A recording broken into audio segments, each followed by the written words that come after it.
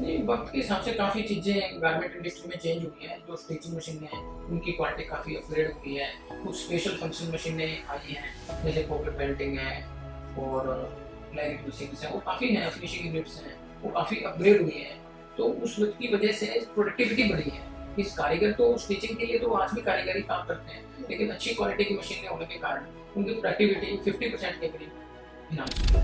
जो भी textile companies हैं ये बोलती हैं कि 2-3 क्वार्टर से हमें डिमांड ही नहीं दिख रही है एंड हेंस इनके रिजल्ट्स भी कुछ ज़्यादा अच्छे नहीं आए टेक्सटाइल इंडस्ट्री में। बट अगर मैं रिटेल कट कैटेगरी में देखूँ जैसे आपका हो गया, आदित्य बिरला, शॉपर्स स्टॉप, इनकी डिमांड ग्रो हो रही है, उनका टॉप लाइन ग्रो है। तो ये डिस्क्रिपेंसी किस चीज़ की है? जीवन में कोई भी बिजनेस खराब नहीं है, कोई भी बिजनेस इतना छोटा नहीं होता। आपको जहाँ भी स्कोप है आप उस काम को स्टार्ट करो। जब आप पूरी मेहनत से और लगन से किसी भी काम को करते हैं तो उतार चढ़ाव जरूर आते हैं, लेकिन आपको कुछ टाइम बाद सक्सेस मिलेगी।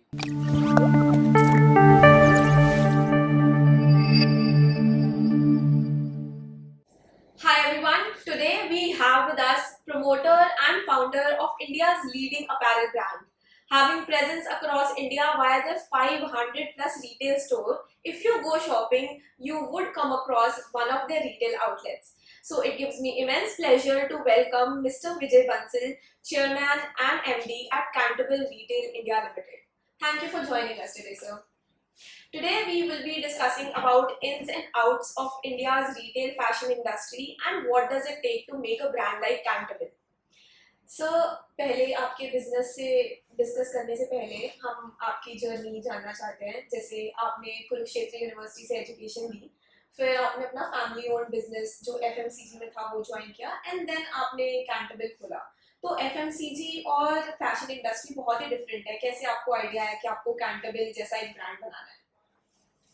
जैसे 1979 में अब मैंने जब बीकॉम किया तो मेरा जो फैमिली बिजनेस था वही ज्वाइन किया। वैसे तो बचपन से शॉप पर जाते रहते थे, लेकिन फिर कम्प्लीटली आदमी एजुकेशन के बाद एक किस्म का फाइनल बिजनेस ज्वाइन करता है, तो मैं ज्वाइन किया। तो उस टाइम हमारा एजेंसी बिजनेस था, जैसे कोलगेट, अमूल, निरमा, इस तरह से उन बिजनेस को फिर मैं भी आ गया। तो उसके बाद काफ़ी उसको बढ़ाया हमने, और कुछ टाइम बाद हमारा हरियाणा के अंदर एजेंसी बिजनेस काफ़ी नोन हो गया। और उसके बाद फिर मैं 1986 में मैंने दिल्ली शिफ्ट किया और आकर मैंने अपना गारमेंट का एसेसरीज का बिजनेस स्टार्ट किया। उसमें भी पहले हमने जिप है जो उसका किया और उसके बाद फिर बटन्स का, पॉलिस्टर बटन का, जो कि पॉलिस्टर बटन उन दिनों में पहले इंपोर्ट होता था ताइवान से, और पॉलिस्टर बटन इंडिया में बनता ही नहीं था। तो वो यहाँ से फिर उसकी मेरी डिस्ट्रीब्यूशन ली, तो उसका काम मैंने किया। तो इस तरह से कुछ ही टाइम बाद मेरा गारमेंट एसेसरीज बिजनेस इंडिया में फर्स्ट और 1-2 लोगों के अंदर मेरी ट्रेडिंग थी, और काफ़ी अच्छा बिजनेस किया। तो एसेसरीज के साथ फिर मैं गारमेंट के लोगों के टच में आया, तो फिर मैंने 2000 के अंदर गारमेंट बिजनेस को स्टार्ट किया। मेरा तो बिजनेस काफ़ी अट्रैक्टिव व चार्मिंग लगता था ये लाइन, तो इसलिए मैं इस लाइन में आया। तो 2000 में फिर मैंने कैंटाबिल ब्रांड को बनाया और उसका फर्स्ट शोरूम हमने रजौरी गार्डन के अंदर ओपन किया। स्टार्टिंग में मतलब मेरे को फिर मैंने एमबीओ पे स्टार्ट किया। एमबीओ पे कोई खास अच्छा रिस्पॉन्स नहीं मिला, तो मैंने एबीओ खोलने चालू किए। एबीओ के अंदर मेरे को काफ़ी ठीक अच्छा रिस्पॉन्स मिला, तो मैंने उनको खोलता चला गया। तो इस तरह से फिर 2007 के अंदर मैंने लेडीज़ ब्रांड को इंट्रोड्यूस किया। वो स्टार्टिंग में तो कभी था, तो धीरे धीरे चलता है। तो फिर आगे चलकर 2012 के अंदर रिटेल के अंदर थोड़ा मंदी आई हिंदुस्तान में काफ़ी, उसमें काफ़ी रिटेल्स के ब्रांड बंद भी हुए। तो कुछ कंपनियां बहुत ही सर्वाइवल मुश्किल से कर पाई, लेकिन हमने अपनी चीज़ों को वक्त के अनुसार समझा कि हमने क्या गलतियां की हैं। मेरे को भी 3 साल के अंदर 70 करोड़ के करीब लॉस हुआ होगा उन दिनों में। तो लेकिन उस दिन कैंटाबिल के 300 स्टोर थे और एक हमारा लाफेंसो ब्रांड होता था, 200 स्टोर उस ब्रांड के थे। तो उसको तो हमने कम्प्लीटली ही बंद कर दिया। वो जो कैंटाबिल के नॉन वाइबल शोरूम थे वो 150 शोरूम हमने बंद कर दिए। तो इस तरह से जो 150 वाइबल शोरूम थे वही रखे। और मेरे पास इतनी इन्वेंट्री थी कि जैसे, क्योंकि मेरा प्रोग्राम था कि मैं अगले 1 साल में और 100 शोरूम ओपन करूंगा, लेकिन वो बंद करने पड़े तो मेरे पास 1 साल की इन्वेंट्री पाइलअप होगी। तो फिर हमने सोचा कि अब हम क्या करें। तो उसके लिए फिर मैंने ये सोचा कि कुछ हमें नया स्टॉक बनाना पड़ेगा, क्योंकि नया पुराना मिक्स करके सेल हो जाएगा। तो उस तरह से हमने 20% स्टॉक फ्रेश बनाना चालू किया। तो उसके अंदर हम, क्योंकि हमें जरूरत नहीं थी, हम काफ़ी चूजी हो गए, जो भी सिलेक्शन करते थे उसको काफ़ी ध्यान से करने लगे। पहले हाई डिस्काउंट में बेचने की वजह से भी हम इतना केयरलेस थे, थोड़ा सा इतना ध्यान नहीं देते थे। बाद में इन चीज़ों के ऊपर फोकस किया, प्रोडक्ट के ऊपर फोकस किया, और कस्टमर के शॉपिंग एक्सपीरियंस पे फोकस किया, विजुअल के ऊपर फोकस किया। तो हमने चीज़ों को काफ़ी अपग्रेड किया, और वहाँ से हमें फिर सक्सेस मिलनी चालू हो गई। Thank you sir. 2010 में आप आईपीओ के साथ आए एंड 2013 के अराउंड, जैसे आपने बताया, आपका फाइनेंशियली काफ़ी हिट हुई कंपनी, और बट आपने इससे सीखा। 300 स्टोर से पहले आपने 150 स्टोर्स बंद किए अराउंड 2013, बट आज वो 500 प्लस स्टोर्स है। So the story in itself is very inspiring.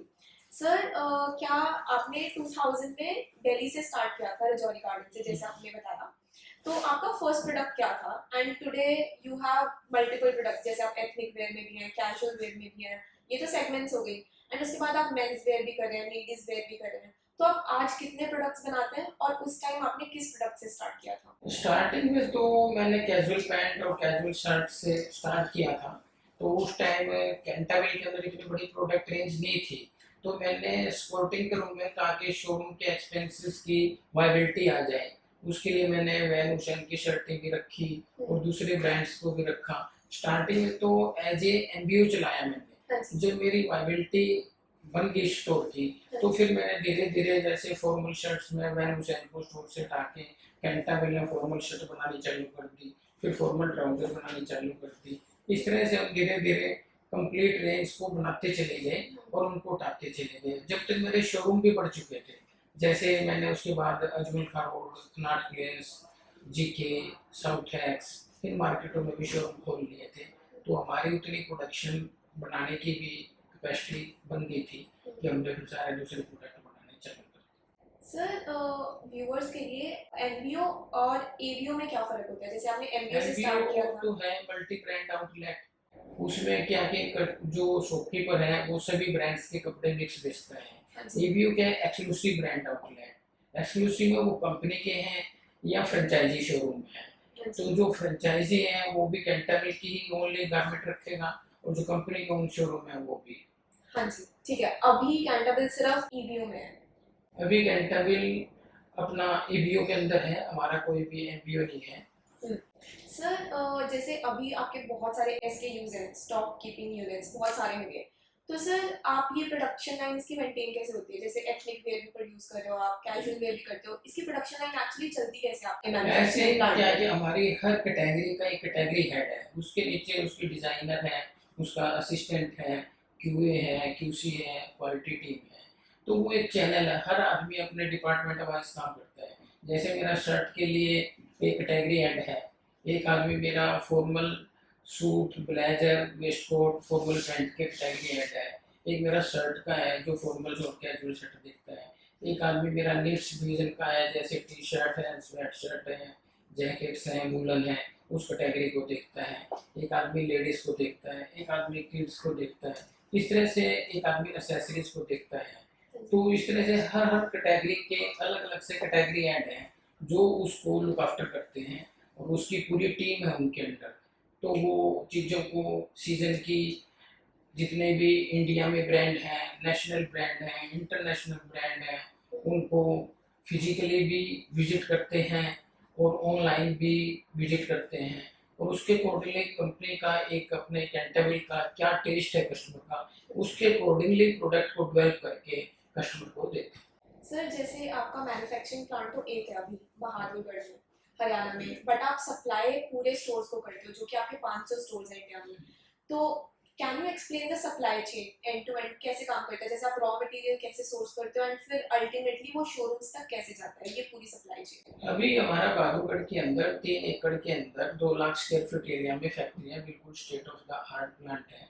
तो उसके अंदर हम formal suit, blazer, waistcoat, formal trouser और फॉर्मल शर्ट और कैजुअल पैंट बनाते हैं। हाँ जी, इस तरह से हम 1.25 पीस महीने में प्रोड्यूस करते हैं। ठीक है। और बाकी हमारे ये 1/3 प्रोडक्शन तो इन हाउस है और 1/3 प्रोडक्शन हमारे डेडिकेटेड यूनिट्स और फैब्रिकेटर के थ्रू है।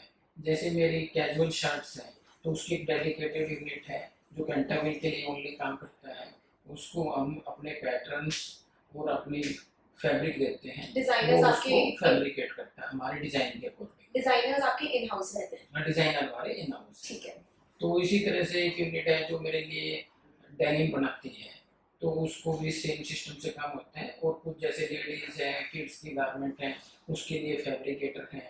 हाँ जी, और 1/3 हम आउटसोर्स करते हैं, जैसे टी शर्ट और विंटर के अंदर फिर हमारा स्वेट शर्ट, वूलन जैकेट और एसेसरीज जैसे tie, belt, socks, hanky, undergarment, deo, perfume, luggage वगैरह। ठीक है। सर जैसे आपने बोला कि आप 1/3 आउटसोर्स करते हो, आउटसोर्सिंग में यूजुअली क्या प्रॉब्लम आती है? अभी रिसेंटली एक इंस्टाग्राम पे ट्रेंड हो रही थी चीज, जिसमें एक यूजर ने एक ही ड्रेस की 2 फोटोज डाली थी। वो 2 डिफरेंट स्टोर्स में अवेलेबल थी, उनका डिजाइन सेम था, पैटर्न सेम था, फैब्रिक सेम था। इट्स जस्ट दैट वो 2 डिफरेंट ब्रांड से थी एंड उनकी प्राइसिंग में बहुत फर्क था।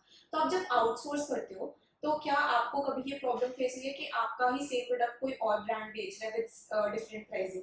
और अगर ये प्रॉब्लम आई है तो कैसे आप इसको वैसे सॉल्व तो करते हो? हम अपने वेंडर से ये चीज़ें एग्रीमेंट के थ्रू लेते हैं लिखवा कर कि वो कोई भी उस हमारे डिज़ाइन को किसी दूसरे को सोल्ड आउट नहीं करेगा। हाँ जी, फिर भी कोई चीज़ मान लो मार्केट से उठ के कॉपी कभी हो भी जाती है तो कम से कम सेम सीजन में बना के कॉपी ऊपर नहीं आती, वो फिर नेक्स्ट सीजन में आती है।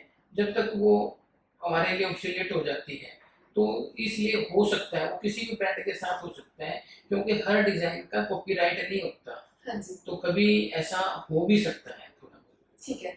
सर और जैसे किसी भी कंपनी में हो सकता है और किसी भी ब्रांड में हो सकता है। ठीक है, तो जैसे आप बोल रहे हो कि जो ये आप आउटसोर्स करते हो मैन्युफैक्चरर्स, ये एक ही टाइम पे मल्टीपल कंपनीज के लिए बना रहे होते हैं, तो इसमें डुप्लीकेसी का इशू थोड़ा आ सकता है। नहीं बना रहे होते हैं, लेकिन जो डिज़ाइन किसी दूसरे ब्रांड के लिए बनता है हाँ जी, वो कंपनी हमें नहीं देगी और जो मेरा डिज़ाइन है वो उसको नहीं देगी। ठीक है। अगर वो ऐसा करेंगे तो उनसे कोई भी काम नहीं करेगा। Okay, got it. Sir textile एक बहुत ही ट्रेडिशनल बिजनेस माना जाता है। आज भी इंडिया की काफ़ी सारी जो पॉपुलेशन है वो टेक्सटाइल पे डिपेंडेंट है फॉर एम्प्लॉयमेंट। तो सर अभी जैसे you have been in the industry for 23 years, आपने क्या टेक्नोलॉजिकल चेंज देखा है? और अगर कोई टेक्नोलॉजी आई है, क्या उसने मैनुअल लेबर रिड्यूस की है या अभी भी मैनुअल लेबर का उतना ही काम रहता है? नहीं, वक्त के हिसाब से काफ़ी चीज़ें गारमेंट इंडस्ट्री में चेंज हुई हैं। जो स्टिचिंग मशीनें हैं उनकी क्वालिटी काफ़ी अपग्रेड हुई है। कुछ स्पेशल फंक्शन मशीनें आई हैं, जैसे पॉकेट बेल्टिंग है और लैगिट मशीन्स हैं, वो काफ़ी हैं, फिनिशिंग यूनिट्स हैं, वो काफ़ी अपग्रेड हुई हैं। तो उस की वजह से प्रोडक्टिविटी बढ़ी है। इस कारीगर तो स्टिचिंग के लिए तो आज भी कारीगरी काम करते हैं, लेकिन अच्छी क्वालिटी की मशीनें होने के कारण उनकी प्रोडक्टिविटी 50% के करीब इनहांस हुई है। सर इसमें जो रॉ मटेरियल है, जैसे आपने कहा कि आपने डिज़ाइन बनाया, डिज़ाइन बना के आपने या तो आउटसोर्स कर लिया या खुद बनाया, बट इस जो जो फैब्रिक आया वो आप कहाँ से रॉ मटेरियल सोर्स कर रहे हैं अभी? अभी इंडिया की जो बेस्ट मिल है, जैसे वर्धमान है, अरविंद है, एनएसएल है, और भी जितनी बेस्ट मिल हैं और ट्रेडर्स भी हैं, और उनसे भी सोर्स करते हैं और कुछ हम चाइना से भी इंपोर्ट करते हैं। तो इस तरह से एक डिफरेंट वैरायटी है, हर मिल्स की अपनी एक अलग अलग से उसकी स्पेशलाइजेशन है, जिसकी जिस फील्ड में है। जैसे कुछ लोग जो फॉर्मल्स के कपड़ों के लिए हैं, कुछ कैजुअल के हैं, कुछ ट्राउजर्स के हैं, तो डिफरेंट मिल्स से सोर्स करते हैं। सर जैसे चाइना में आपने कंसिस्टेंट पैटर्न देखा है या आप अभी अपनी रॉ मटेरियल की सोर्स रिड्यूस कर रहे हो चाइना से? जैसे चाइना अपना बहुत चीप प्रोडक्ट इंडिया में डंप करती है। अभी इंडिया का import from China raw materials में 50% ग्रोथ हुई है, and at the same time and China से इंडिया मैनमेड और सिल्क के फाइबर्स लेती है, और इंडिया की कॉटन प्रोडक्शन 15 ईयर लो है। तो आप रॉ मटेरियल का कैसे प्लान कर रहे हो आगे? अभी हम अगर चाइना इंडिया से let's say सिर्फ जो रेयन फैब्रिक्स हैं, जो सूट के फैब्रिक हैं, वो सब सिंथेटिक फैब्रिक हाँ हैं, जी, तो वही हम लेते हैं। और बाकी तो नहीं लेते। ठीक है, अगर कल let's say government anti dumping duty डाल देती है चाइना पे, तो आपके पास रॉ मटेरियल सोर्स का ऑल्टरनेटिव है? उसके लिए ऑल्टरनेटिव है, इंडिया भी आज बेस्ट प्रोडक्ट बना रही है, इंडिया की मिलें भी, हम्म, लेकिन वो तो आज ऑप्शन है तो हम ले रहे हैं। अगर कल को नहीं भी रहेगी तो कोई ऐसी खास बात नहीं है कि उसकी वजह से प्रोडक्ट नहीं बनेगा, ठीक है। तो भी बनेगा। सर जैसे रॉ मटेरियल के लिए जितनी भी आपने मिल्स बताई, सर इन मिल्स के साथ क्या हो रहा है, या जो भी टेक्सटाइल कंपनीज हैं ये बोल रही हैं कि 2-3 क्वार्टर से हमें डिमांड नहीं दिख रही है, एंड हेंस इनके रिजल्ट्स भी कुछ ज़्यादा अच्छे नहीं आए टेक्सटाइल इंडस्ट्री में। बट अगर मैं रिटेल कैटेगरी में देखूँ, जैसे आपका हो गया, आदित्य बिरला, शॉपर स्टॉप, इनकी डिमांड ग्रो हो रही है, इनका टॉप लाइन ग्रो हो रहा है, तो ये डिस्क्रिपेंसी किस चीज़ के लिए है? वैसे तो रिटेल के अंदर पिछले 2 साल से ही रिसेशन है ओवरऑल हर ब्रांड में, कुछ एक्सपेंसिव की वजह से ग्रोथ है। एसएसजी सेम स्टोर ग्रोथ कम है, कोई भी कंपनी है उसकी रिटेल के अंदर नहीं आ रही पिछले 2 साल से, है तो बहुत कम है। तो वो इस वजह से, और नेशनली और इंटरनेशनली भी जब से यूक्रेन वार हुआ है तो फॉरेन कंट्री भी उससे, यूएस यूरोप भी इफेक्टिव हुआ है, तो उस वजह से वहाँ भी डिमांडिंग घटी है। तो फैब्रिक मिल का ओवरऑल सप्लाई चेन और प्रोडक्शन इफेक्टिव हुई है due to international and domestic market. Okay sir. Sir जैसे फिर आपने रॉ मटेरियल लिया, लेट्स से आपने रॉ मटेरियल फैब्रिक है, आपने अर्बन मिल से सोर्स किया, एंड फिर आपने डिजाइन किया, डिजाइन करके आपने या तो खुद प्रोड्यूस किया एंड या आपने आउटसोर्स कर दिया, उसके बाद सप्लाई चेन कैसे रहती है, आप अपने 500 स्टोर्स में कैसे पहुंचाते हो, लॉजिस्टिक्स क्या है, क्या जैसे warehousing and inventory maintain हम करते हो? फैब्रिक का ऑर्डर देते हैं, 2 से 3 मंथ में फैब्रिक इन हाउस होता है, आने के बाद वो फिर कट प्रोडक्शन में जाता है और 2 महीने प्रोडक्शन में, 1.5-2 महीने प्रोडक्शन में लगते हैं। इस तरह से ओवरऑल 5 महीने में हमें प्रोडक्ट फाइनली वेयर हाउस में इन होता है। तो उस प्रोडक्ट को फिर हम अपने, जो हमारी टीम है यहाँ पर बैक एंड में मर्चेंडाइजिंग टीम है, वो सारे स्टोर्स को, काफ़ी अच्छी बड़ी टीम है जो कैटेगरी वाइज देखती है कि किस स्टोर पर किस प्रोडक्ट की क्या रिक्वायरमेंट है, वो उसको चेक करके उसका पीओ बनाते हैं, वो वेयर हाउस में बेचते हैं, फिर वेयर हाउस उसका माल निकाल के उसको डिस्पैच करता है और फिर वो उस स्टेशन पर पहुंचता है। आज हम मतलब हिंदुस्तान में 250 मतलब सिटीज में हैं, 20 स्टेट्स में। वेयर हाउसिंग आपकी कहाँ है? वेयर हाउस सेंट्रली हमारा दिल्ली एंड बालूर फैक्ट्री में। आपका पोर्टफोलियो बहुत डाइवर्सिफाइड है, जैसे आपने 2000 में मेंस था, 2007 में आप लेडीज वेयर में आए, एंड 2019 में किड्स, एंड अभी you are going into expression wear and footwear. तो सर इतना डाइवर्सिफाइड पोर्टफोलियो क्यों? उससे क्या है कि जितनी बड़ी प्रोडक्ट रेंज होगी तो उससे हमारे स्टोर का साइज भी हम इंक्रीज कर रहे हैं। जब कस्टमर स्टोर पे आता है तो उसकी हमारी कोशिश ये है कि जो भी उसकी नीड्स है वो एक जगह से ही पूरी हो जाए, कि साथ में अगर आदमी लेने के लिए आया है, उसकी वाइफ आई है, बच्चा आया है, तो वो भी अपने अपने कपड़े ले फैमिली सकते स्टोर हैं, की तरह। क्योंकि सेम सेगमेंट है। हाँ जी। तो उसको में फ्यूचर उसमें ब्राइट लगा, तो इसलिए हमने फिर men's wear, ladies wear, kids where, उसके साथ एक्सेसरीज की भी काफ़ी बड़ी रेंज हमने इंट्रोड्यूस की है। तो उसमें भी हमें काफ़ी अच्छा रिस्पॉन्स मिला है, क्योंकि जो आदमी इम्पल्स बाइंग है वो साथ में आया हुआ जो प्रोडक्ट देखता है तो बाय कर लेता है। सर सिंस इतना डाइवर्सिफाइड पोर्टफोलियो है, कभी आपने चैलेंज फेस किया हो इनको लेके कि बहुत ज़्यादा ही आपके यूनिट्स हैं? नहीं, ऐसा तो कुछ नहीं लगता मेरे को। हम तो ये ढूंढते हैं कि और क्या ऐड किया जा सकता है। ठीक है, तो फैमिली स्टोर की तरह ही एक दिन हाँ, आप कैंटरबेल को एज अ फैमिली अभी स्टोर हमारा बनाना फैमिली चाहते हैं? स्टोरी है। ठीक है। आज कैंटाबिल जो खोल रही है, अब पहले कैंटाबिल का एवरेज साइज 1200 स्क्वायर फीट था, इस साल हमारा एवरेज साइज 1700 स्क्वायर फीट है। तो अब हम बड़े साइज के 2-2,500 स्क्वायर फीट के से कम का शोरूम कभी खोल रहे हैं, जहाँ अगर लोकेशन अच्छी मिल जाती है तो कोशिश रहती है कि बड़े साइज का स्टोर ओपन करें। ठीक है। सर अभी आपके 500 प्लस स्टोर्स हैं, एंड अभी you are planning to expand it to 600 plus stores in next year, जैसे 70-80 स्टोर्स आप और लॉन्च कर रहे हैं। तो सर किसी भी कंपनी के पास रिटेल स्पेस में जाने के लिए 2 ऑप्शंस होते हैं स्टोर्स में, या तो COCO, that is company operated and company owned, one is FOFO, franchisee operated and franchisee owned. तो सर व्यूअर्स के लिए डिफरेंस समझाएंगे, इनमें क्या डिफरेंस होता है? जो कंपनी ऑपरेटेड शोरूम है वो सारा इन्वेस्टमेंट उस स्टोर के अंदर कंपनी ही करती है, चाहे वो फर्नीचर के ऊपर पैसा लगता है या स्टॉक के ऊपर लगता है या लैंडलॉर्ड को सिक्योरिटी देनी पड़ती है, वो तीनों तरह की इन्वेस्टमेंट कंपनी की है। जो फ्रेंचाइजी मॉडल के अंदर क्या है कि हम जब फ्रेंचाइजी देते हैं तो फ्रेंचाइजी से सिक्योरिटी लेते हैं स्टॉक के अगेंस्ट, ठीक है। और उसको जो फर्नीचर पे इन्वेस्टमेंट होती है वो भी फ्रेंचाइजी की होती है, और जो सिक्योरिटी देनी पड़ती है लैंडलॉर्ड को वो भी वो देता है। इस तरह से 40-50 लाख रुपए की जो इन्वेस्टमेंट है वो फिर फ्रेंचाइजी की होती है। उस केस में 50 लाख रुपए की जो इन्वेस्टमेंट है वो कंपनी की होती है, लेकिन उसमें क्या है, उसमें कंपनी का मार्जिन भी ज़्यादा होता है, जो वो फ्रेंचाइजी को मार्जिन देता है वो मार्जिन कंपनी को बच जाता है। इस तरह से आज कंपनी के 75% शोरूम कंपनी ओन है और 25% शोरूम हमारे फ्रेंचाइजी स्टोर है। जनरली नहीं तो इंडस्ट्री में इसका रिवर्स होता है कि 25% कंपनी के मिलेंगे और 75% फ्रेंचाइजी और फ्रेंचाइजी ऑपरेटर।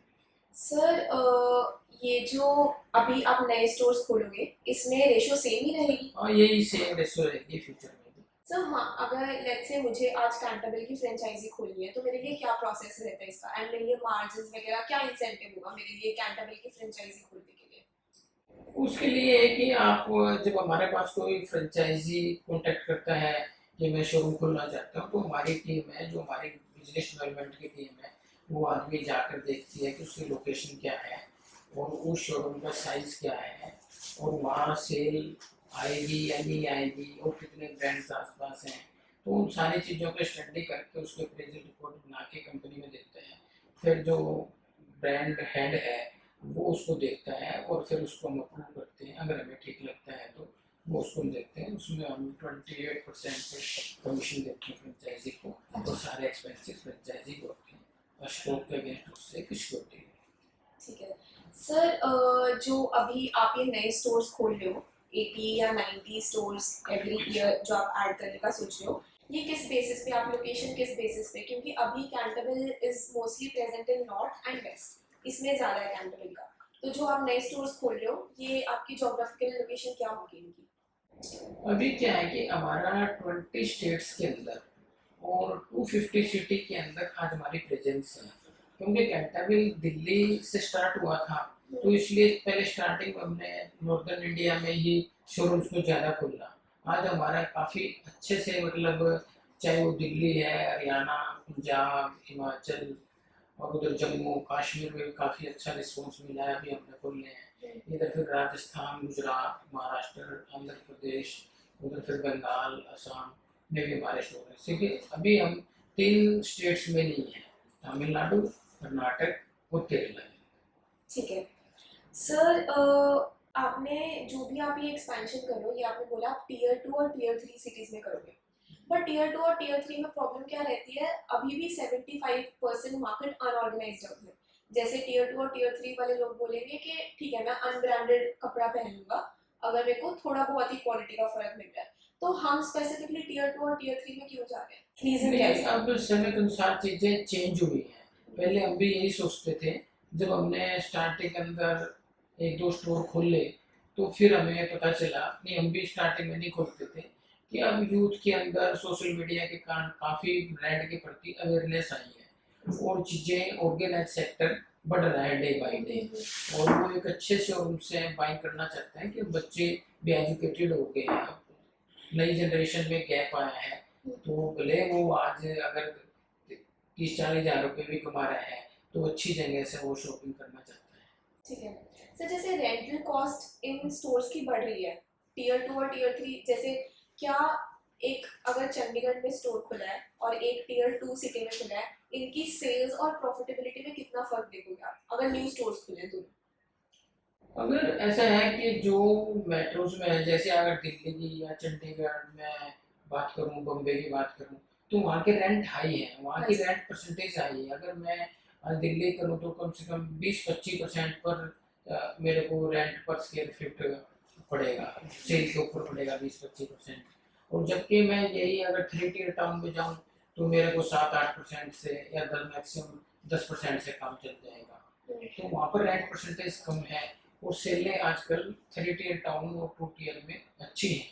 3 टियर टाउन में अब वो बात नहीं है, ज़्यादातर स्टोर हम इस टाइम 3 टियर में, ऐसा नहीं है कि कैंटाबिल के स्टोर मेट्रोज में ही हैं, दिल्ली के अंदर भी हैं, बॉम्बे के अंदर भी हैं, कलकत्ता भी हैं, अहमदाबाद है, जयपुर है, लखनऊ है, हाँ जी। हर सिटीज में है। काफ़ी अच्छी उसमें है नंबर। सो चाहे टीयर 1 में चाहे रेंट ज्यादा है, पर टीयर 2 और टीयर 3 में रेंट कम होते हुए भी आप सेल्स की ज्यादा लेकिन नहीं वहाँ कर। पर सेल से कवर हो जाता है। हाँ जी। मेट्रोज में ऐसे रेंट ज़्यादा है, वहाँ पर रेंट कम है तो थोड़ा सा सेल कम आ जाती है। ठीक है, तो तो मतलब कोई इक्वल हाँ, कुछ ज्यादा फर्क नहीं रहता है। बल्कि उधर मार्जिन ज़्यादा ही है 3 टियर का। ओके सर, ये जो आपके 500 स्टोर्स हैं, इनमें प्रॉफिटेबल कितने स्टोर्स होंगे और नॉन प्रॉफिटेबल कितने स्टोर्स होंगे? ऑलमोस्ट प्रॉफिटेबल ही है। अगर नॉन प्रॉफिटेबल शोरूम हो तो उसको हम कैरी नहीं करते, 1.5 साल तक 2 साल तक देखते हैं, तो फिर उसको बंद कर देते हैं। इस तरह साल में 3-4 स्टोर हमारे इस वजह से बंद भी हो जाते हैं जो नॉन वाइबल हैं, और 3-4 स्टोर इसलिए भी बंद हो जाते हैं कि कोई मान लो रेंट कि हमारी आपस में एडजस्टमेंट नहीं हुई या उसकी रिन्यूअल आ गई, उस वजह से शिफ्ट करना पड़ता है। कई बार हमें अच्छी लोकेशन मिल जाती है, उससे कम रेंट में मिल जाती है, तो भी हम लोकेशन चेंज कर लेते हैं। सर जैसे सिंस इतने सारे एसकेयूज हैं, इन्वेंट्री मैनेजमेंट कैसे होती है? जब जैसे कैंटेबल बहुत ज़्यादा नॉर्थ, जैसे मैंने बताया नॉर्थ और वेस्ट में काफ़ी ज़्यादा पॉपुलर है, तो नॉर्थ और वेस्ट में तो सीजनल चेंज भी बहुत ज़्यादा है, जैसे 6 मंथ्स समर्स रहेगा, 6 मंथ्स विंटर्स, तो आप इन्वेंट्री कैसे मैनेज करते हो इसकी? वो तो सीजन की प्लानिंग होती है कि जैसे विंटर की भी और समर की भी, वो पूरी हर कैटेगरी एडअप अपने अपनी क्वांटिटी की प्लानिंग करता है। सीजन में हमने लास्ट ईयर कितना सेल किया, हमारे कितने नए शोरूम ओपन हुए, उसकी सेल को सबके उसकी करके के कितनी टोटल सेल आएगी, उस प्लानिंग के हिसाब से फिर हम बाइंग करते हैं और प्रोडक्शन में प्रोडक्शन डालते हैं, और फिर उसके अकॉर्डिंगली प्रोडक्ट तैयार होता है। ठीक है सर, कितने फ्रीक्वेंटली आप डिजाइन्स और पैटर्न्स चेंज करते हो? जैसे अभी आजकल के ज़माने में तो 2-3 महीने में ही ट्रेंड चेंज हो जाता है, तो कितना फ्रीक्वेंटली आपका डिज़ाइन और एकदम न्यू स्टॉक आता है? गारमेंट के अंदर चीज़ें तो टाइमली चेंज होती रहती हैं, वो सारे समय के अनुसार कस्टमर का क्या ट्रेंड है वो हम इंटरनेशनली नेशनली चीज़ों को देखते रहते हैं, और उसके अकॉर्डिंगली कस्टमर के टेस्ट के अकॉर्डिंगली प्रोडक्ट बनाते हैं। और जब सेल करते हैं तो धीरे धीरे आइडिया आ जाता है, जब फैशन की चीज़ भी आता है तो उसके अकॉर्डिंगली ही फिर प्रोडक्ट इन सीजन की तैयार होती है। ठीक है सर, जैसे जब इंडियन फैशन रिटेल इंडस्ट्री की बात करते हैं, इसमें कुछ स्पेसिफिक पैरामीटर्स होते हैं, स्पेसिफिक मैट्रिक्स होते हैं जो देखे जाते हैं, जैसे पीएसएफ, एएसपी, आपकी एवरेज बुक वैल्यू, और SSG, same store sale growth.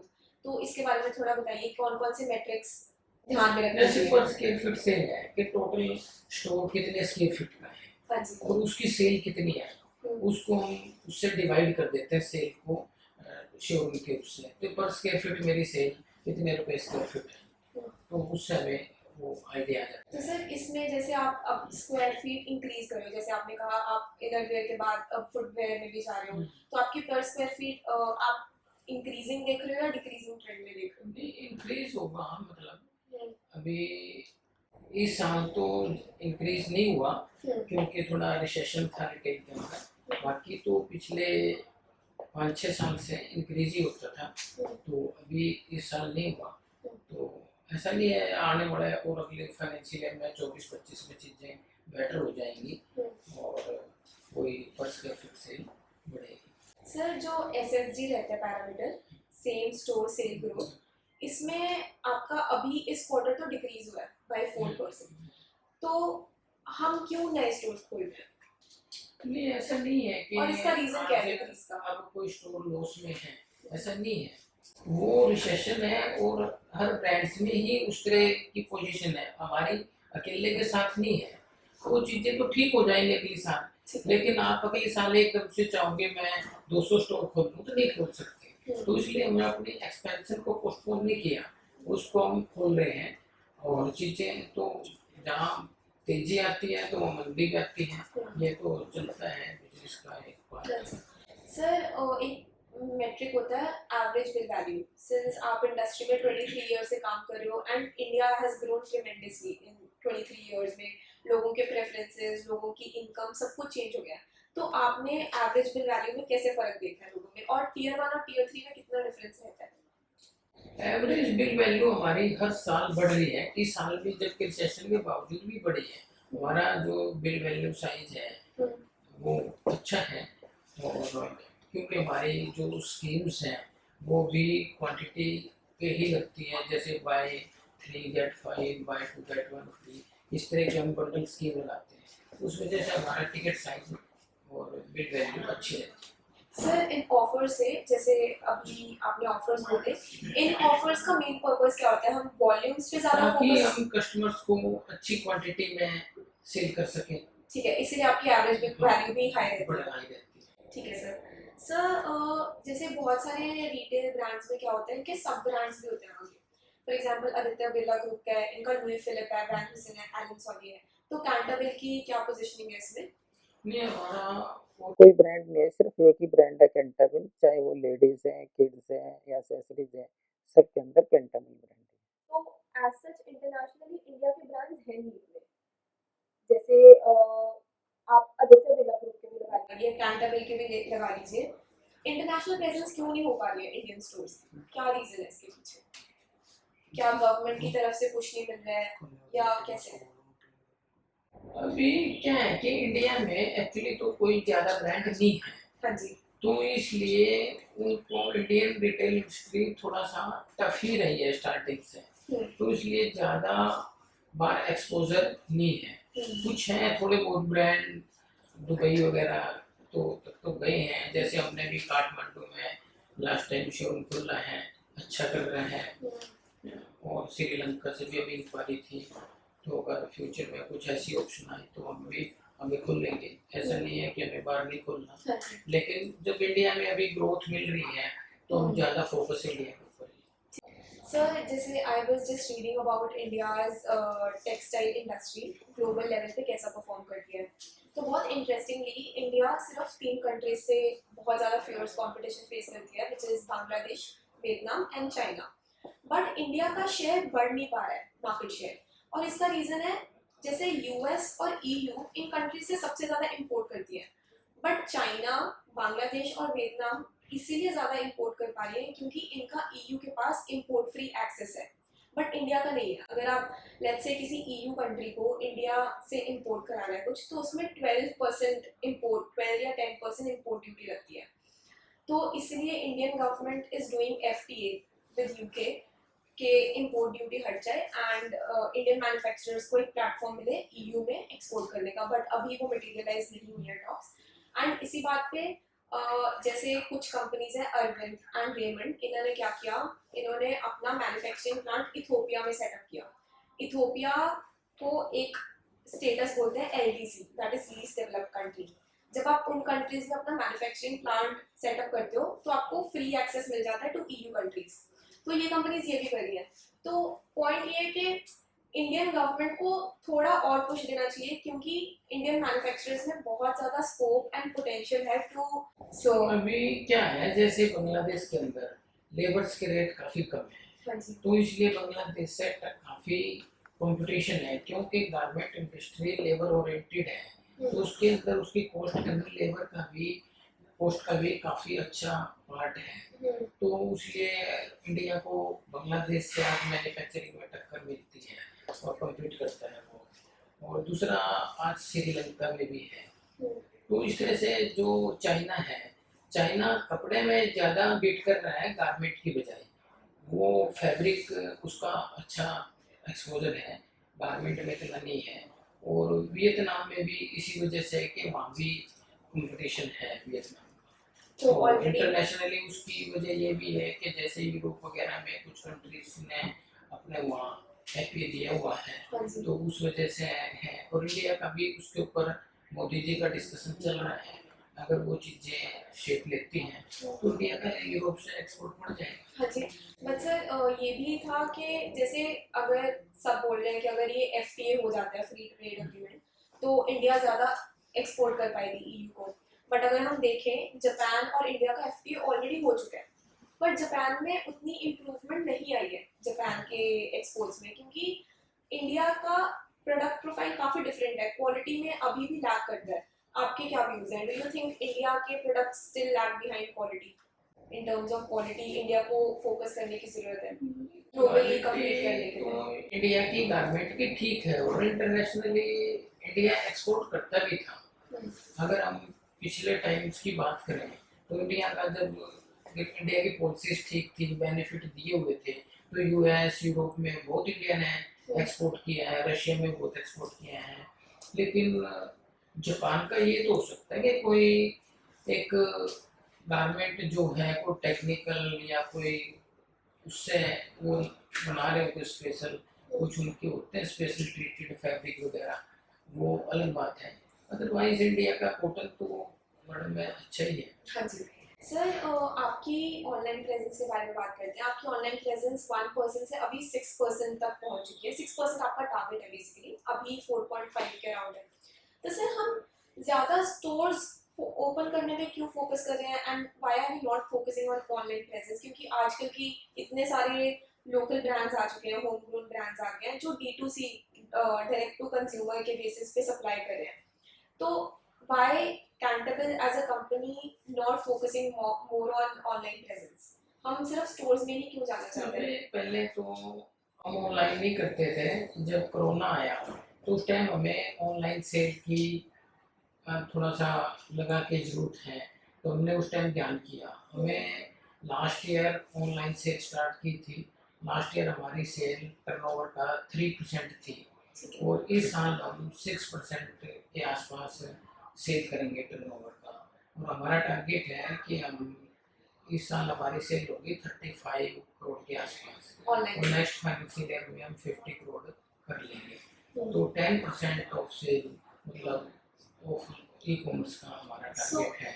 और हम जो टारगेट कर रहे हैं, क्योंकि आज इसकी कॉस्ट भी कम नहीं है। जो ऑनलाइन पर आम आदमी ये सोचता है कि प्रोडक्ट की रिटेल कॉस्ट कम है, आज वहाँ भी जो दूसरे जो चैनल हैं, जैसे जो मिंत्रा है या एजियो है, कोई भी है, तो उनकी आज रिटेल कॉस्ट अगर मैं सप्लाई का वो टोटल मिला दूँ तो 35% के करीब कॉस्ट आ जाती है, जबकि मेरे स्टोर पे 28% आती है।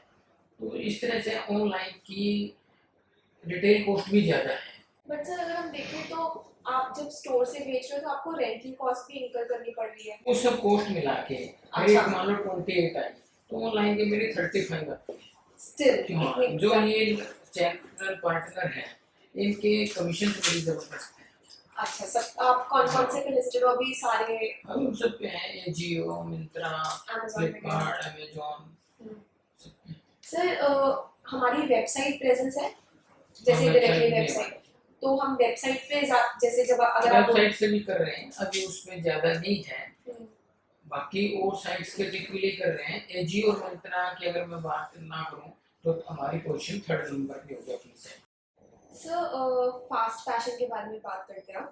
जैसे मार्केट बहुत ज़्यादा कंपेटिटिव हो गया है। पहले टाइम तक सिर्फ ज़ारा, H&M, शीन होता था, ऑल्दो इंडिया ने शीन को बैन कर दिया, बट अभी बहुत सारे जैसे रिलायंस अपना ब्रांड ले आया है। रिलायंस का ऑलरेडी ट्रेंड्स था एंड टाटा का जो ज़ूडियो है वो भी बहुत अच्छे लेवल पे कर रहा है। तो ज़ारा का अगर हम सप्लाई चेन बोले, ज़ारा हर मंथ अपनी इन्वेंट्री चेंज करता है। उनके बहुत सारे डिज़ाइनर्स हैं जो सोशल इवेंट्स पे जाते हैं एंड डिजाइन्स और पैटर्न्स देखते हैं, और उस हिसाब से within 6 weeks they can change their entire inventory. So क्या कैंटेबल का एक्चुअली ये ब्रांड्स कंपटीशन है? Does Cantabil see these brands as their real competition, ये जो ब्रांड्स है?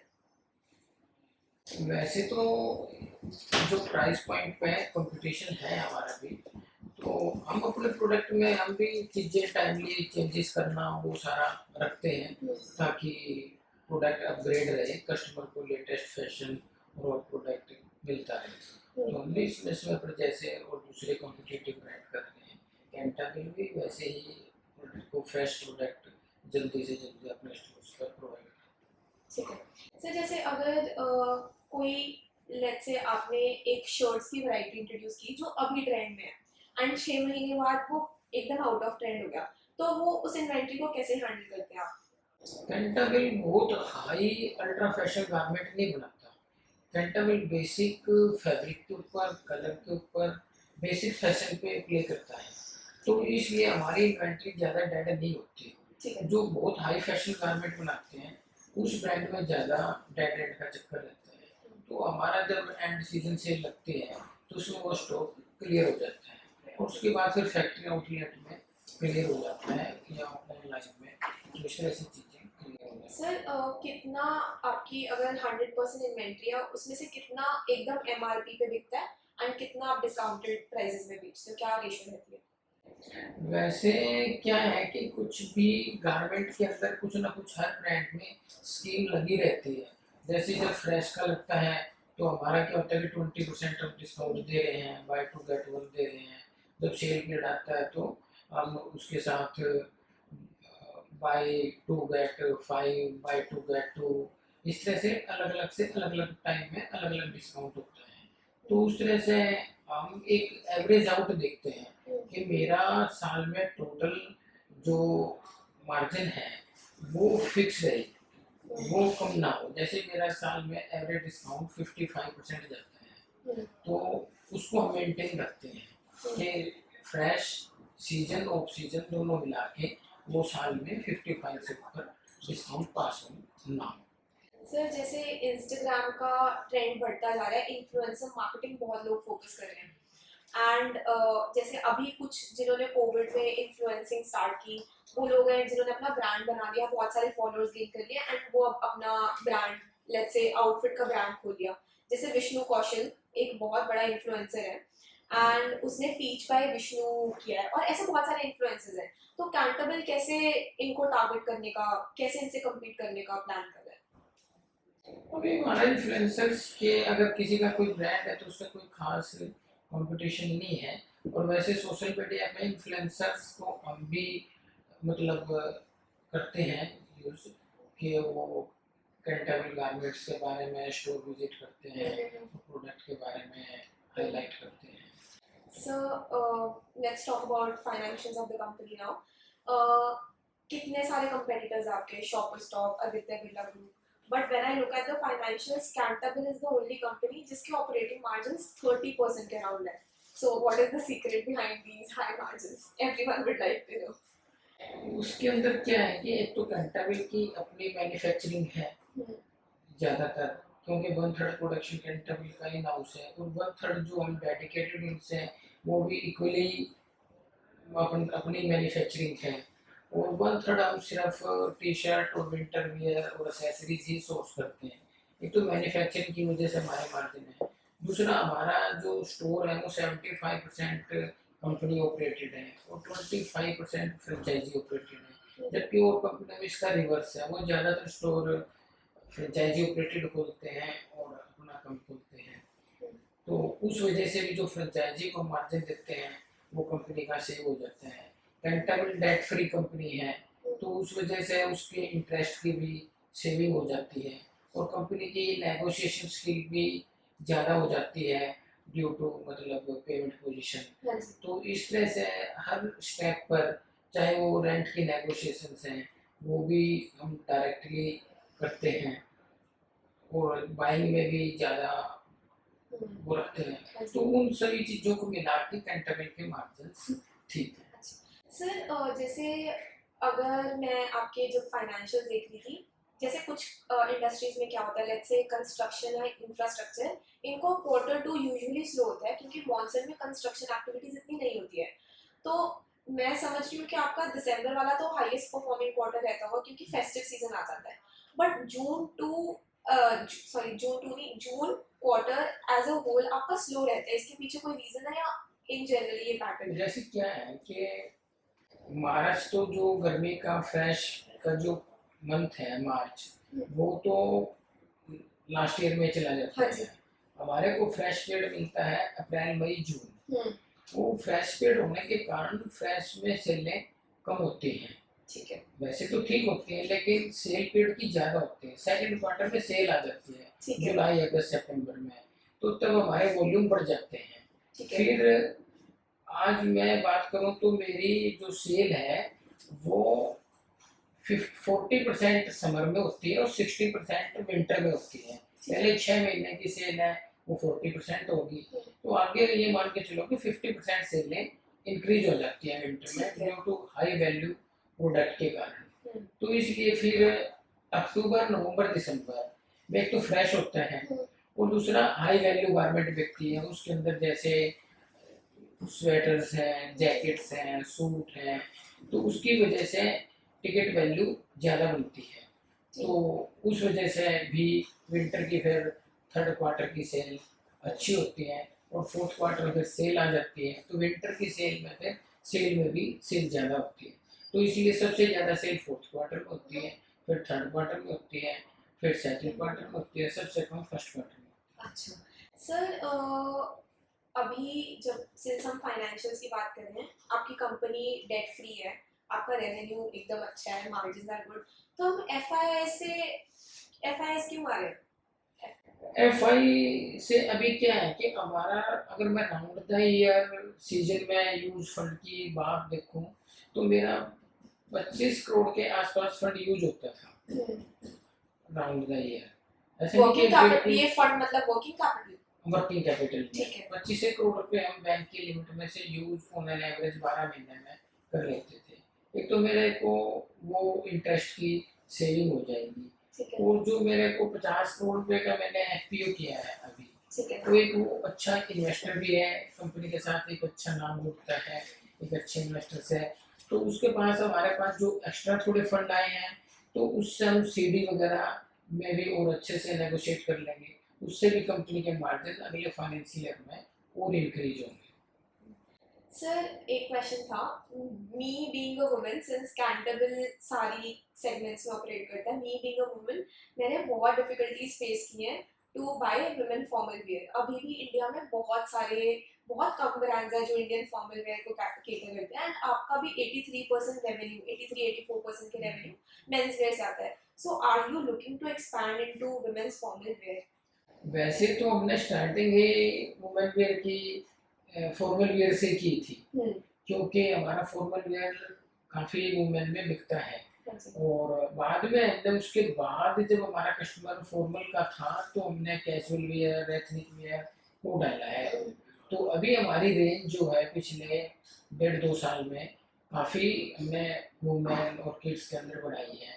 तो अब कैंटाबिल में आपको प्रॉब्लम नहीं मिलेगी, आपको कोई भी फॉर्मल वेयर चाहिए, चाहे मेंस शर्ट है, फॉर्मल ट्राउजर हैं, जैगिंग्स हैं और डेनिम है और सूट है, फॉर्मल सूट है। So I वो can सब go to कुछ Canterville. हाँ, बिल्कुल ट्राई फॉर्मल कर लेने सकते के लिए हैं। Canterville जा सकते क्वालिटी वाइज और फिट वाइज कैंटाबिल बहुत अच्छा है। हैं।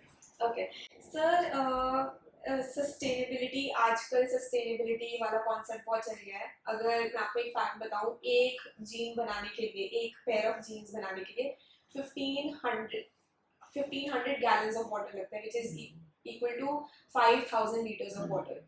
एंड जैसे कि ये आपने अगर लोकल ब्रांड सुने होंगे, fashion factory and brand factory, इन्होंने इंट्रोड्यूस किया है कि आप अपने पुराने कपड़े लेके आओ और हमसे नए कपड़े ले जाओ, पुराने कपड़ों का कुछ कॉस्ट देंगे। तो गोइंग फॉरवर्ड क्या कैंटेबल का कुछ ऐसा विजन है सस्टेनेबिलिटी की तरफ जाने के लिए? सस्टेनेबिलिटी की तरफ हमारा भी डेनिम में नई नई टेक्नोलॉजी आ गई है जिनमें पानी का यूज काफ़ी कम होता है, तो वो उनके ऊपर कैंटाबिल भी काम कर रहा है। और जैसे हमारा जो अगर बहादुर प्लांट की हम बात करें तो सारा हमारा एसटीपी प्लांट लगा हुआ है, सारा उसमें अगर मैं बॉयलर की बात करूँ तो सारा बॉयलर्स में भी हमने गैस से बॉयलर्स ऑपरेट करते हैं। तो इस तरह से काफ़ी चीज़ें हमने कवर की हुई है उसमें। ठीक है सर, एक क्वेश्चन जो अभी मेरे दिमाग में आया, इन्वेंट्री का इंश्योरेंस कैसा रहता है इस इंडस्ट्री में? हमारी हर चीज़ इंश्योर्ड है, चाहे वो कंपनी की कोई भी चीज़ है, चाहे स्टॉक है, चाहे वो बिल्डिंग है, शोरूम है, गाड़ी है, मशीनरीज हैं, इन ट्रांजिट इंश्योरेंस है, हर चीज़ 100% इंश्योर्ड है। क्या कॉस्ट रहती है सर इंश्योरेंस की? कितनी परसेंटेज होगी आपकी रेवेन्यू की? ज़्यादा रहती है क्या? इतनी ज़्यादा तो नहीं है, लेकिन एम्प्लॉयज के भी इंश्योरेंस है, उससे मिला के। कैंटाबल को लेके आपकी विजन क्या है? कैसे क्या आप उसको इंटरनेशनली ग्रो होते हुए देखना चाहते हैं? क्या विजन आपकी अल्टीमेटली? एंड इस साल इन्वेस्टर्स क्या एक्सपेक्ट कर सकते हैं इन टर्म्स ऑफ रिजल्ट्स? अभी वैसे तो कैंटाबिल इंटरनेशनली हम ऐसा नहीं है कि नहीं जाएंगे, हम जाना चाहते हैं, लेकिन अब अगर अपॉर्चुनिटी आई तो हम जरूर जाएंगे, अदरवाइज अभी इंडिया के ऊपर पहले हमारा ज़्यादा फोकस है। और वैसे रिजल्ट्स के बारे में हम ज़्यादा तो कोई बात नहीं कर सकते उसके ऊपर, रिजल्ट्स के ऊपर, लेकिन हमारा ये साल भी वैसे ग्रोथ के साथ चल रहा है और सेम ग्रोथ को हम मेंटेन रखेंगे, और प्रॉफिट्स वगैरह भी कंपनी के ठीक है। और जो अभी तक की हमारा चल रहा है पिछले 3 क्वार्टर का रहा है, 4th क्वार्टर में लगभग वैसे रहेगा। नेक्स्ट फाइनेंशियल में मुझे लगता है कि कंपनी की सेम स्टोर ग्रोथ भी आएगी और कंपनी और बेटर करेगी, और हमने जो इस साल स्टोर खोले हैं उसको भी पूरे 12 महीने की सेल मिलेगी। तो इस तरह नेक्स्ट फाइनेंशियल में हम 750 करोड़ की सेल की एक्सपेक्टेड है जो कर रहे हैं। तो मार्जिन भी जो हमारा पैट है उसको 12% के करीब हम मेंटेन रखेंगे, और अगले फाइनेंशियल ईयर में भी हमारा जो टारगेट है वो 900 करोड़ के आसपास है। तो अगले 2.5 साल के अंदर हम 1,000 करोड़ की सेल का टारगेट अपना अचीव कर लेंगे, और हमारा जो प्रॉफिट का जो पैट है वो भी 12-13% हम मेंटेन करके चलेंगे। सर ये जो 1000 करोड़ की आपने फिगर दी, ये आप फिजिकल स्टोर से ही एक्सपेक्ट कर रहे हैं या आप अपना चैनल जो रेवेन्यू चैनल्स है उसको नहीं, और हमारे इसके एक्सपेंड अंदर सभी तरह की सेलें इंक्लूड हैं इसमें, चाहे वो ऑनलाइन सेल है चाहे ऑफलाइन सेल है, दोनों सेल्स मिला के ही। ठीक है सर, एक लास्ट क्वेश्चन। आजकल के हमारे everyone is going into entrepreneurship and आप 23 ईयर से इस इंडस्ट्री में हो, और आपने आईपीओ के बाद, आईपीओ आपने 2010 में लॉन्च किया, फिर आपने 2013 में थोड़ा आपकी कंपनी हिट हुई एंड उससे आपने बहुत सारी चीज़ें सीखी, फिर आप एकदम से बाउंस बैक किए और आपने इतने सारे स्टोर्स खोले। आज कंपनी 500-550 करोड़ का रेवेन्यू कर रही है। तो हमारे यंग एंटरप्रेन्योर्स के लिए what lesson will you have for them? आप अपने तो एक्सपीरियंस क्या है, मेरी ये सोच है जीवन में कोई भी बिजनेस खराब नहीं है, कोई भी बिजनेस इतना छोटा नहीं होता। आपको जहाँ भी स्कोप है आप उस काम को स्टार्ट करो। जब आप पूरी मेहनत से और लगन से किसी भी काम को करते हैं तो उतार चढ़ाव जरूर आते हैं, लेकिन आपको कुछ टाइम बाद सक्सेस मिलेगी। हर इंडस्ट्री का फेज है, वो मंदे के टाइम भी होगा, तेजी के टाइम भी होगा, आप किस टाइम एंटर किए हैं वो टाइम की भी बात है। लेकिन अगर आप किसी भी काम में लगे रहेंगे तो अल्टीमेटली आप सक्सेस हो जाएंगे। मेन चीज़ यही है कि आपको अपने काम पे फोकस रखना है, मेहनत से लगे रहना है, और ईमानदारी से अपना काम करोगे तो कोई भी जीवन में ऐसा नहीं है। ऐसा नहीं है कि मैं एकदम यहीं से स्टार्ट किया, बहुत मैंने स्ट्रगल किया, छोटे लेवल से काम स्टार्ट किया, लेकिन मैं लगा रहा, किसी भी चीज़ से मैं घबराया नहीं। अगर कोई चीज़ जीवन में प्रॉब्लम आई है तो उसको फेस किया, मैं सरेंडर नहीं किया, फेस किया उसको। मैंने हमेशा ये रहा, कोई बात नहीं, ये तो चलता है, हो जाएगा। सर एक लास्ट क्वेश्चन, कैंटाविल के पीछे स्टोरी क्या है? क्योंकि नेम बिल्कुल इंडियन साउंड नहीं करता है एंड अगर हम सोचे तो ऐसा लगता है इंटरनेशनल ब्रांड है, तो कैंटाविल ही क्यों नेम? ये जब मैं कुछ गारमेंट का स्टार्ट करने की सोच रहा था तो उस टाइम मेरे दिमाग में ये था कि मैं कोई ऐसा नाम रखूं जिसका एक इंटरनेशनल लुक हो, और उस वजह से मेरे दिमाग में ये था। तो मैं जस्ट वैसे ही एक डिक्शनरी थी उसको देख रहा था, और कई बार चीज़ें अपने आप ही जीवन में घट जाती हैं, आदमी के सोचने से नहीं होती। वो डिक्शनरी का पेज वैसे ही इटालियन पेज खुला और मैंने उसको जब रीड किया तो जो कैंटाविल वर्ड था, इसका प्रोनाउंसिएशन मेरे को अच्छा लगा और इसका मीनिंग भी ठीक था, गाने योग्य। तो फिर मैंने इसको चूज किया और इसको Very स्टार्टिंग की। interesting, sir. Very inspiring. Thank you for joining us today, Thank you. sir. Thank It was a very insightful session. Thanks a lot.